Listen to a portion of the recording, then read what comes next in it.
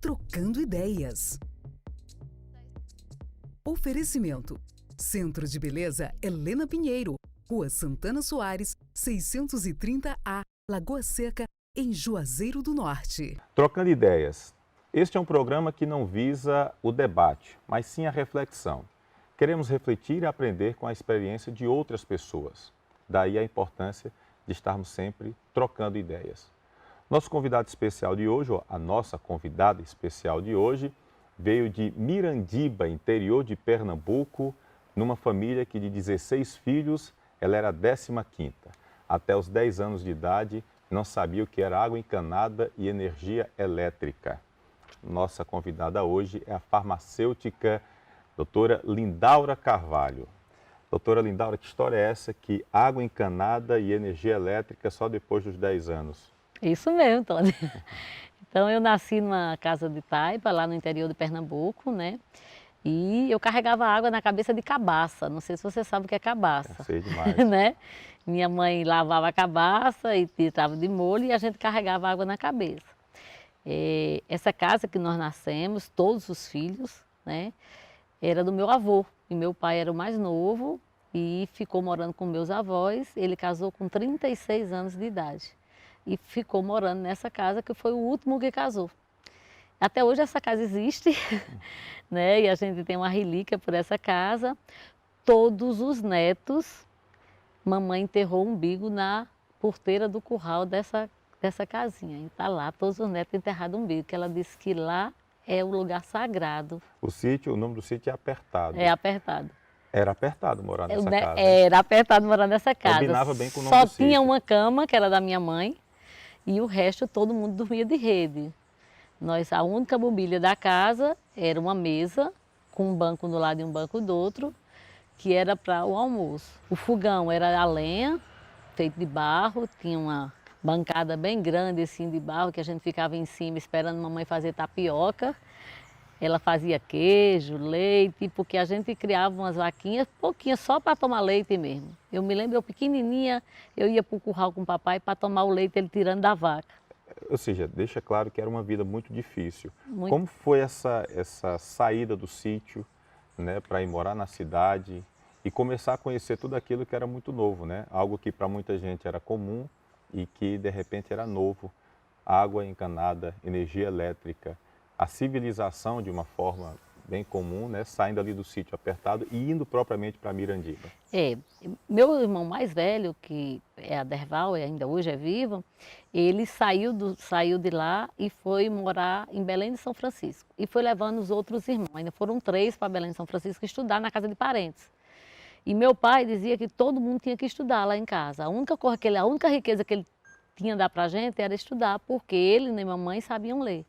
Então ele queria muito que a gente estudasse. Então ele saiu distribuindo os filhos nas casas dos parentes.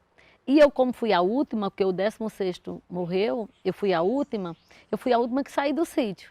Mas a minha irmã casou e foi morar nessa cidade, por sinal ela casou com o dono de uma farmácia, depois eu tornei farmacêutica. E com 10 anos eu fui morar nessa cidade muito próxima, eram 18 quilômetros do sítio, a cidade. Nós íamos a pé do sítio, 18 quilômetros. Todo final de semana eu morava na cidade com minha irmã e eu voltava a pé para ver mamãe, passava o final de semana com ela. E eu fiquei morando na casa da minha irmã, que fui a última, e estudei nessa cidade até completar o ginásio. Naquela época não era como é hoje, é completamente diferente. Era o ginásio, depois o científico ou o colegial, que era para ser professor. Né? E depois ficou chamando normal. Normal, e hoje mudou tudo. Mudou então tudo. Eu estudei no sítio, na casa de um tio meu, que a minha madrinha de batismo era professora, eu me alfabetizei no sítio, né? Tinha palmatória, eu não era quietinha, né, Tony? Até hoje não sou, então eu sempre ia para a palmatória, tinha que se ajoelhar nos caroços de milho e levar a palmatória, porque eu sempre era danada da turma. Mas depois que fui para a cidade, eu melhorei, né? Lá naquela época tinha o dia da feira. Então, o dia da feira é o dia da feira da cidade, que bota aquela banca no meio da rua, que não tinha loja de roupa, essas coisas, a cidade muito pequena. E eu trabalhava na farmácia do meu cunhado no dia de sábado, que era o dia da feira, porque eu era boa vendedora e eu queria ganhar comissão. Já tinha uma conversa boa desde Já tinha conversa boa, já tinha conversa boa. Aí eu fiz o ginásio e quando eu terminei o ginásio eu fui para Recife. Já estavam meus irmãos em Recife, já tinham alugado apartamento, já morava quase todo mundo junto. Já 2 já tinham casado e eu fui morar junto com meus irmãos num bairro de Recife, bem afastado, que a gente tinha que pegar 2 ônibus para poder estudar. O que foi que a menina Lindaura mais teve de dificuldades, ou pelo menos uma coisa que mais chocou a menina Lindaura, de quando saiu do sítio, que praticamente não tinha muito conhecimento da tecnologia, do que era moderno, e quando chegou de repente na cidade, seja em Mirandiba ou seja em Recife, o que foi aquilo que mais chamou a atenção? O que me chamou mais a atenção foi a luz. Tinha televisão na casa da minha irmã, eu não sabia nem o que era televisão, né? E tinha um cinema na cidade, que era só um dia de cinema por mês, que ela vinha para a cidade, e era aquele cinema de fita, de bobina. Então, todo mundo levava a cadeira para o cinema, porque não tinha cadeira, era um salão que eles botavam aquele filme e a gente ia assistir o filme. Então, para mim, era uma coisa do outro mundo, porque eu nunca tinha visto isso na minha vida. Meu cunhado, ele tinha uma condição financeira razoável e na casa dele tinha televisão, entendeu? Não era todas as casas que tinha televisão na cidade também, não. E aí eu fiz o ginásio lá e fui para Recife. Quando eu fui para Recife, aí foi outra realidade. Com 15 anos de idade, você já é numa capital feita Recife. Meu irmão mais velho arrumou um emprego para mim na clínica de um primo meu, que era médico. E foi meu primeiro emprego de carteira assinada com 15 anos de idade. Então, 15 anos já começou a trabalhar e não parou até hoje. Carteira assinada até hoje. Até hoje não, estou aposentada, né?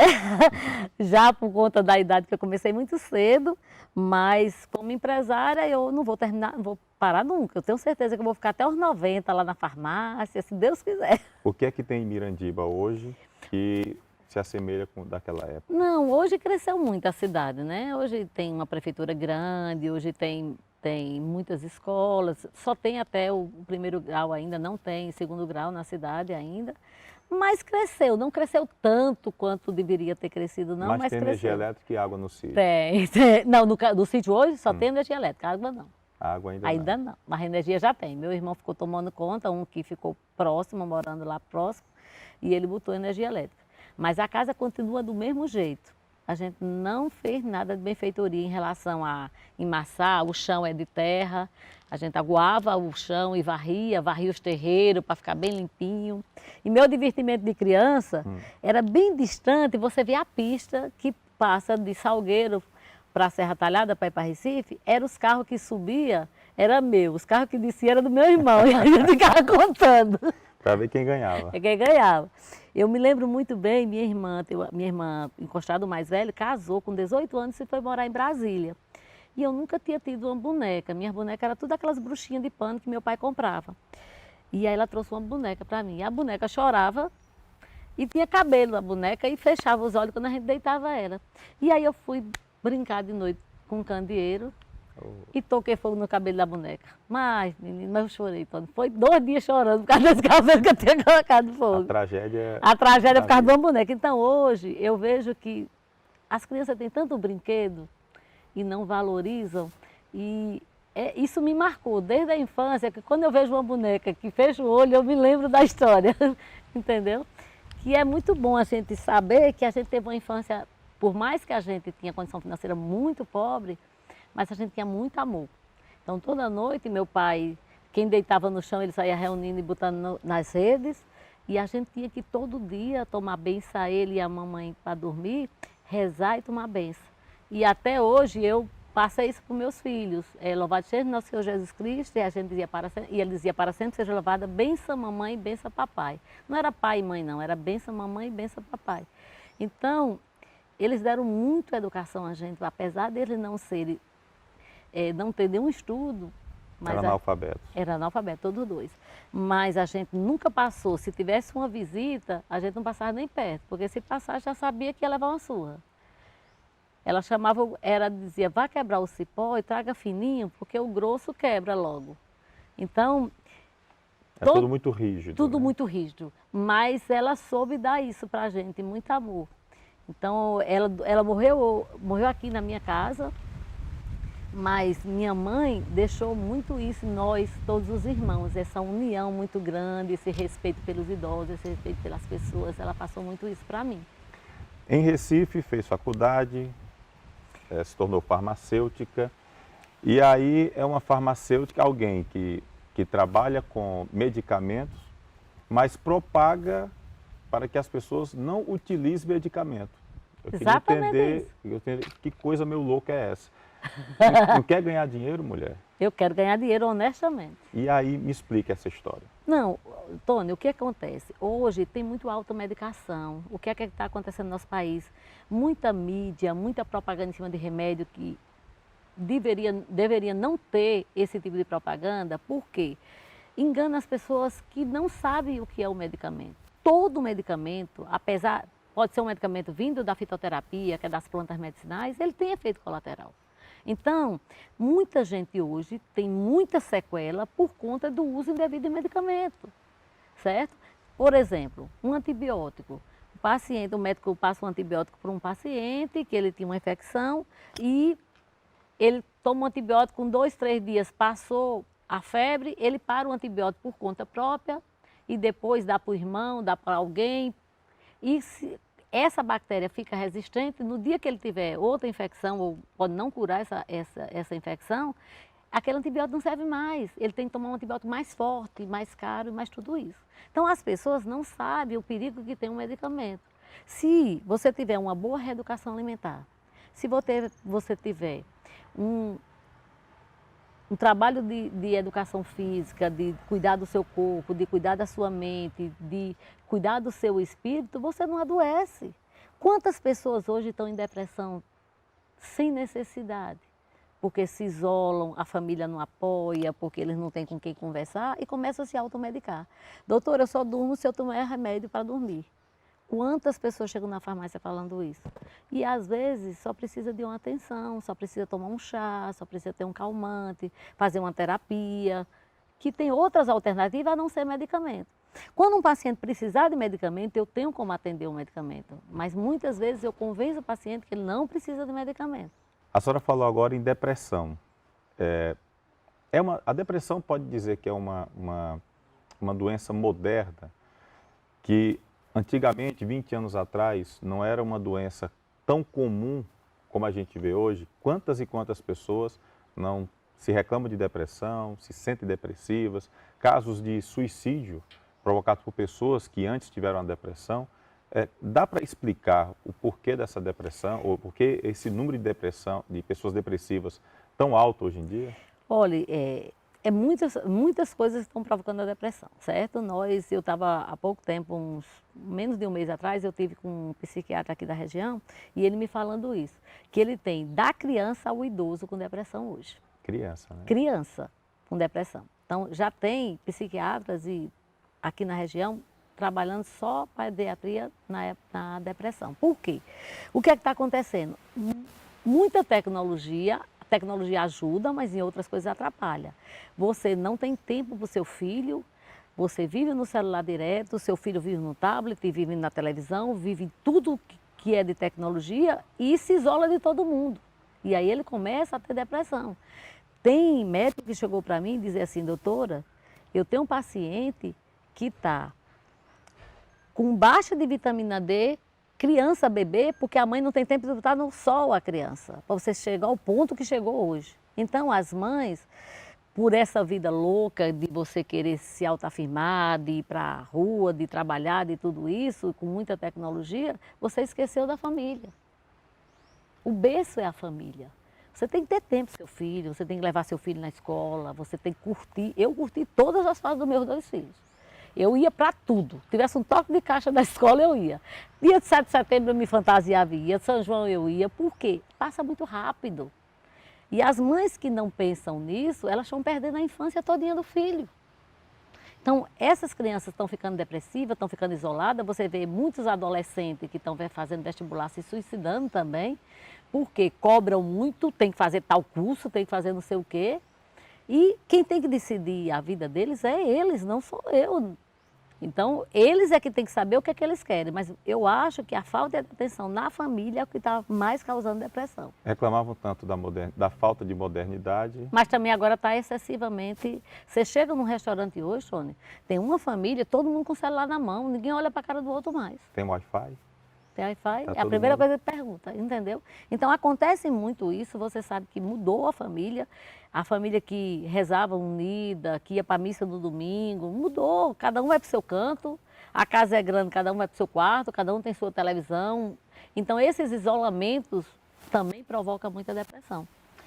Se vê farmácias se multiplicando nas cidades, né? Tem bairros que às vezes tem mais de uma, inclusive. Isso é bom? Aproximar esses medicamentos todos, ter esse acesso tão fácil aos medicamentos nos bairros? Olha, Tony, infelizmente isso acontece no país da gente. Porque aqui em Juazeiro mesmo nós temos um número de farmácia, principalmente comercial, uma quantidade enorme. Eu estava conversando com um colega farmacêutico, ele disse que aqui em Juazeiro abriram 35 farmácias em um ano, farmácia comercial. Então, gente, é muito exagero. Quando você chega em Portugal, por exemplo, lá a farmácia, para se ter uma farmácia, você tem que ter uma licença na prefeitura e aquele bairro tem que comportar uma farmácia. E tem que ter um sócio farmacêutico ou dono farmacêutico, porque não é comércio, é saúde, é você saber vender medicamentos se precisar.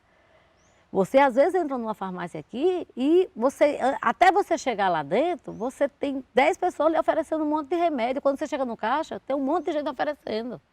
Medicamento não é para ser oferecido em caixa. É para você orientar, para você explicar o efeito colateral do medicamento, qual o melhor horário para tomar o medicamento, porque tem muitos medicamentos que não são absorvidos porque são tomados de horário errado. Por exemplo, um ômega, que é uma cápsula de óleo de peixe, ele deve ser tomado junto com a alimentação. Às vezes um paciente toma em jejum, aí não tem absorção tão boa, porque é uma substância lipossolúvel, isso é absorvido em presença de gordura. Então tudo isso é obrigação do farmacêutico estar ali para orientar. Não sou contra os balconistas, não sou contra nada disso, mas eu sou contra eles não ter formação e orientação para que eles orientem a população corretamente. A senhora falou aí farmácias comerciais. Qual é a farmácia que não é comercial? Não, farmácia, em relação à farmácia de medicamento industrializado e manipulado. Hoje nós temos aqui na região, em Juazeiro, por Crato, nós temos 9 farmácias de manipulação e o restante são farmácias que só vendem medicamentos industrializados. Essas é que só chama mais comerciais. Mais comerciais, que você já compra um medicamento industrializado e vende um medicamento industrializado, não é feito na farmácia. Na manipulação, nós compramos a matéria-prima e fazemos o medicamento para a pessoa com a dose personalizada para aquele indivíduo. Dá para confiar em plantas medicinais? Dá e muito. Eu fui criada com plantas medicinais e até hoje eu amo a medicina na fitoterapia, porque tem muita comprovação científica. Hoje nós temos muitos fitoterápicos com comprovação científica. O sintético, às vezes, vem de uma fórmula molecular que eles se espelharam de um fitoterápico. Então dá para se confiar sim. Nós temos muito trabalho sério no Brasil. Tem muita planta ainda para ser estudada, tem muita coisa. A biodiversidade do nosso país é enorme, a Amazônia, por exemplo, tem uma biodiversidade. Aqui na Chapada do Araripe nós temos... Amanhã eu tenho um encontro com enraizeiros da Chapada, que eu vou muito, encontro muito com eles para trocar ideias, porque a sabedoria popular é muito grande. Quem somos nós farmacêuticos para não entender o que eles já estão usando há 50, 60, 80 anos, que vem de gerações e gerações. Qual é a opinião da farmacêutica Lindaura Carvalho quanto à utilização da maconha na medicina? Eu sou super a favor. Já devia estar sendo usada há muito tempo. Entendeu? Olha, eu acho que esse mito da maconha, porque a maconha é uma droga, todas as substâncias são droga, Tony. Todas as substâncias são droga. Um fitoterápico simples é uma droga. O ópio veio da papoula. Mas nós temos vários anestésicos que vêm de plantas medicinais que são drogas. Agora, você tem que saber padronizar e utilizar corretamente. Eu não sou contra de jeito nenhum. Acho que a maconha tem que ser padronizada. Tem doenças que com a maconha você faz tratamentos e que tem efeitos maravilhosos. Por que não utilizar?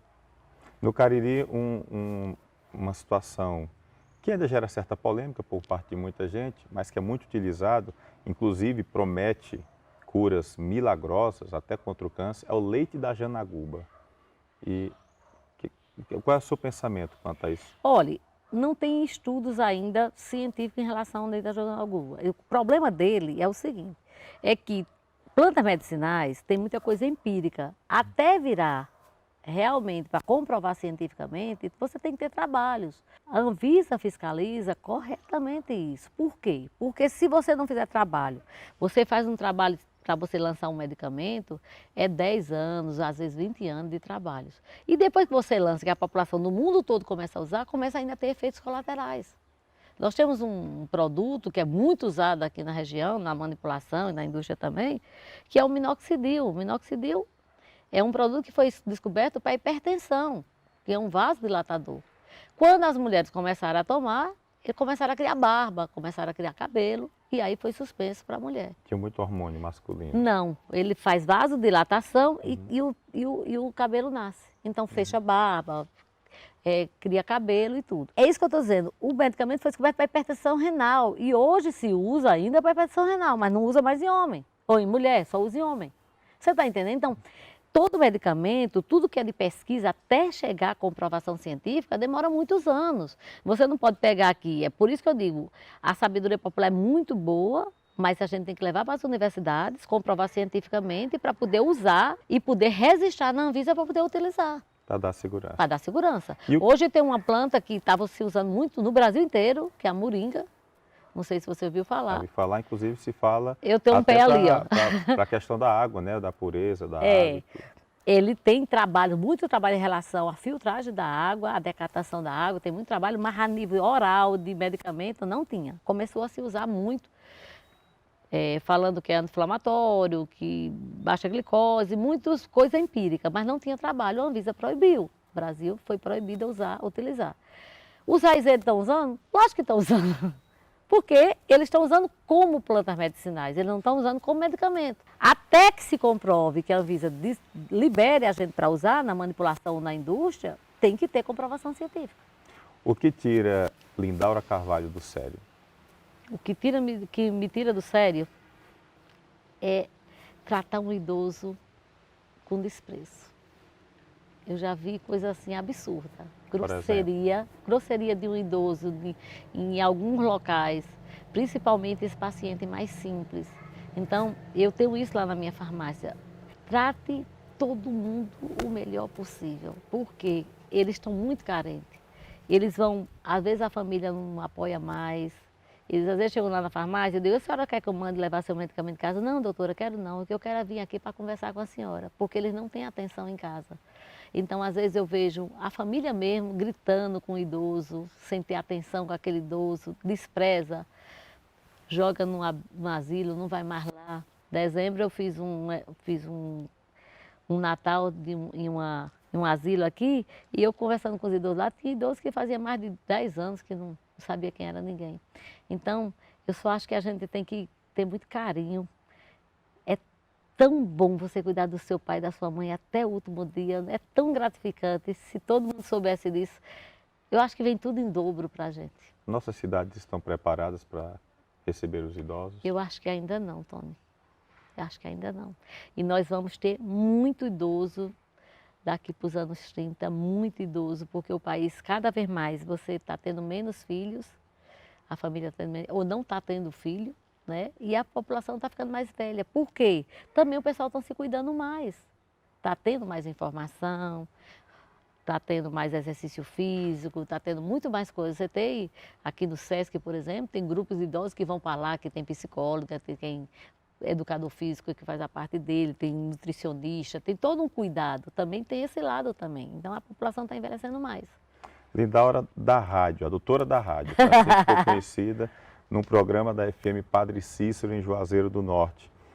E ficou tão popular que, quando vai para as comunidades, que escutam a voz, nem conhecem a imagem, mas as pessoas já falam, é a doutora da rádio. Ficou tão popular, não pensa em entrar na política? Deus me livre, nunca pensei em entrar na política. Nunca recebeu uma proposta? Nem nunca recebi, e se recebesse, não toparia. Eu gosto muito do que eu faço, Não sou contra a política, eu acho que tem que ter uma política séria no país, mas eu acho que eu não tenho um perfil para isso. Primeiro que eu nunca vou ser comprada e eu nunca vou comprar ninguém. Então não dá para mim esse negócio de política. E eu acho que o país ainda é muito enraizado isso, Tony, infelizmente. Eu espero que tenha jovens que queiram ir para a política, fazer uma coisa séria, porque a corrupção do nosso país é muito grande e que é muito nojento isso. Então, eu De nunca pensei 0 na a política. 10, qual a sua nota para os políticos no Brasil? Uns 4. Então, isso é uma boa avaliação? É, eu acho que tá bom demais ainda. Lidaura Carvalho é feliz? Muito feliz. E o que é felicidade? Felicidade é isso aqui, é eu ter meus filhos saudáveis, eu ter uma empresa consolidada de 20 anos, com 16 colaboradores, que teu colaborador está comigo desde o início. Felicidade é muito simples, não é ter, é ser.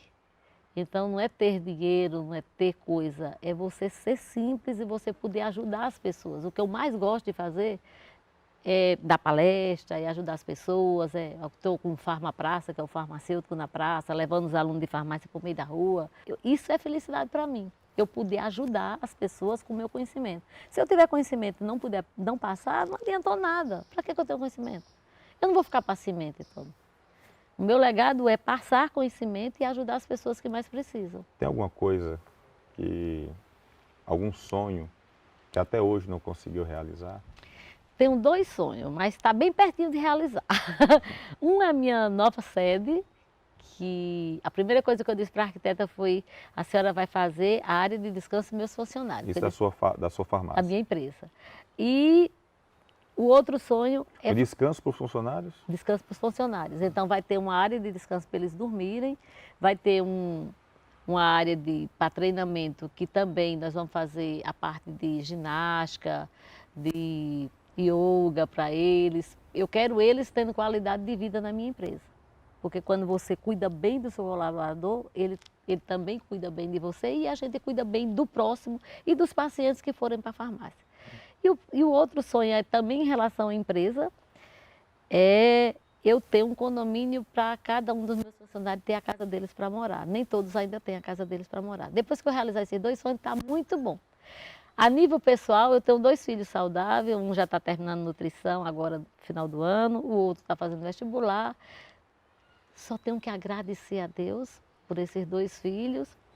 Hoje eu sou separada, o pai dos meninos tem outra vida, mas tem um bom relacionamento. Tem uma pessoa que mora comigo hoje, que também respeito, e viver, e passear e cuidar deles, somente isso. Qual é a pessoa que, se vier numa rua, ali na mesma calçada, faria Lindaura Carvalho mudar de rua? Faria Lindaura Carvalho mudar de rua? Eu não tenho essa pessoa que faria mudar de rua, não. Não tenho ninguém que eu não goste para ter que mudar de rua hoje. E qual seria aquela que gostaria muito de encontrar um dia, que não conheceu e que gostaria muito de dar um abraço e dizer assim: eu queria muito lhe conhecer? Eu queria ter muito conhecido Madre Teresa de Calcutá. Eu conheço a história dela, assisti filme e acho que era uma mulher que era uma coisa que eu queria ter muito conhecido. Agora, a pessoa que eu mais queria que tivesse hoje comigo ainda era a minha mãe. Marcou na sua vida, mãe? Ela era muito carinhosa. Ela falava com a gente, ela dava uma lição de moral tão calminho, Tony, que a gente ficava com tanta vergonha que a gente nunca mais fazia aquilo.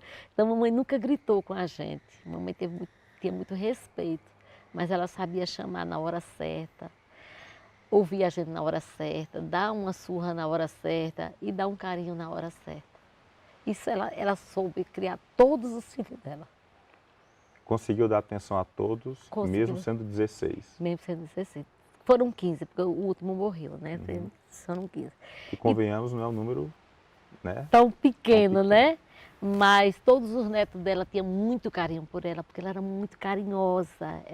Meu pai, quando eu nasci, ele tinha 60 anos, né? Então, eu já conheci meu pai e meu avô. E ele morreu cedo, não morreu tão jovem, tão velho. E mamãe foi quem terminou nossa batalha com a gente. Foi né? meio que pai e mãe na boa parte da sua Exatamente. Aí ela morava em Recife, quando eu vim para aqui, para a região, ela veio depois com minha irmã morar comigo aqui nessa casa e ela faleceu aqui junto a gente, mas eu aprendi muito com ela. Muito respeito, muita dignidade, saber respeitar as pessoas. Eu queria que a senhora olhasse para aquela câmera ali e a senhora está no topo do mundo, toda a humanidade está ali olhando. E nesse momento, a senhora pode falar, tem uma oportunidade de falar para a humanidade. Que mensagem a senhora deixaria? Deixaria que eles tivessem mais amor, principalmente pelas famílias, pela sua família. Porque se ele tem amor pela sua família, ele vai cuidar da sua e vai cuidar das outras. O mundo está faltando isso. Para ter paz no mundo, a gente precisa amar uns os outros, como Jesus disse para a gente. Então, se nós tivermos essa paz e a gente conseguir transmitir essa paz com os nossos filhos, com nossos maridos, com os nossos pais, nós vamos ter uma paz mundial. Porque hoje existe tanta guerra porque falta amor nas famílias. De Mirandiba para o Cariri cearense. Uma farmacêutica que toca o coração das pessoas, né? Por acaso que ela é a doutora da rádio, mas também a doutora do povo. Nossa querida Lindaura Carvalho, farmacêutica, que esteve aqui trocando ideias conosco. Semana que vem a gente volta com outro convidado especial. Eu sou sincero, eu até diminuí mais ouvir rádio, tratando de jornal. Porque você acaba sabendo das coisas que tem que saber. E você fica sabendo de muita coisa que não era para saber. Tá entendendo? Então, falar de sexo é muito mais gostoso. Mas falar de uma forma também prazerosa, né? Não desmerecendo o sexo.